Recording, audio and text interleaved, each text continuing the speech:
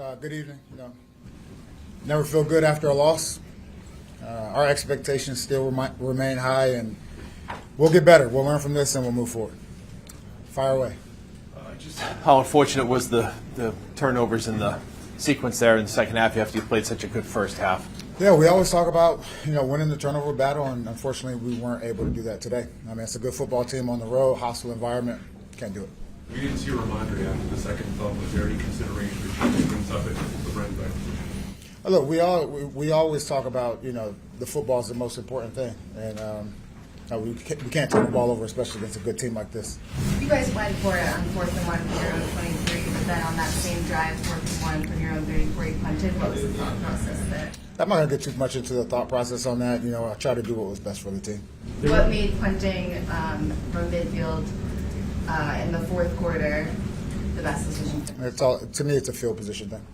There were two laterals that we saw, especially obviously the one that Ramondre made in the end zone. Were those play designs, or was the execution on those two plays? I got to watch the film and see exactly what happened there. I tried to see it on the jumbotron. Unfortunately, I couldn't really see it. Jerod mentioned it's a field position game, down 10 there with just 8.5 minutes left. What do you mean by that? No, for me, it's all about, our timeouts, especially at that point in time, are definitely important. And, when you have 3 timeouts at the end of the game, you have a chance to get the ball back. And we didn't do it. Why not, Jerod, when you guys chose to onside kick, why not kick it deep? You had 3 timeouts, I think, at the time, and try to play the clock. Yeah, it was a good onside kick. We didn't come up with it, and that was a decision I made. Jerod, we saw Drake, run a little bit more by design today, sneaks, things like that. What made today the day that you guys wanted to do that? For us, we thought that was best for the football team, and he can make plays with his legs, and he did that today. Why was it best for the football team? We're always looking for ways to win. What did you see on his interception? I got to go back. Look, I got to go back and watch the film just to be on the same page. But again, I'm sure he's disappointed in throwing an interception, and all of us are, and we'll learn from it. Did you think there was interference on that play? What's that talking for us? Again, I got to watch the film. As far as that's concerned. I think it was the second quarter. They had the procedure penalty on the kickoff, and you guys took it at the 27-yard line. Why did you want to take it there as opposed to making them kick it again? Yeah, that's always a consideration to me. The offense is doing a good job, and wanted to get those guys back on the field.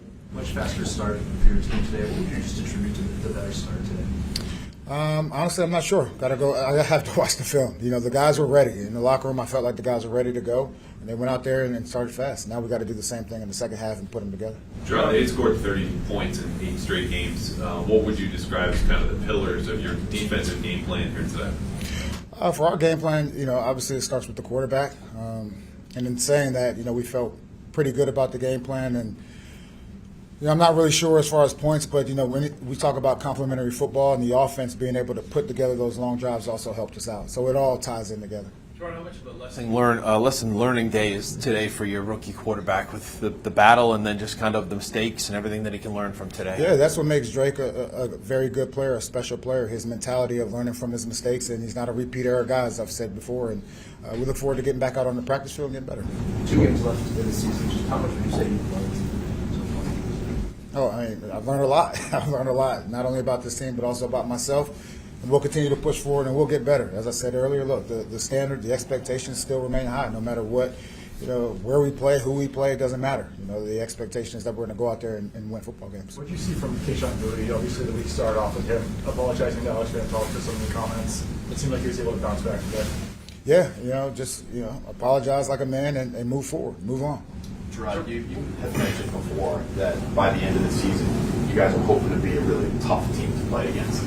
With that in mind, you reflect on this game. It's a closer game than a lot of people were expecting. How do you think about that? Yeah, we never get into the expectations of people outside of our building. For me, I think these guys, they have the mindset to go out there and be physical, have great mental toughness, and try to win football games. Were they the tough team that you've been hoping they could be? Well, look, we got a bunch of tough guys in there, and I don't question that.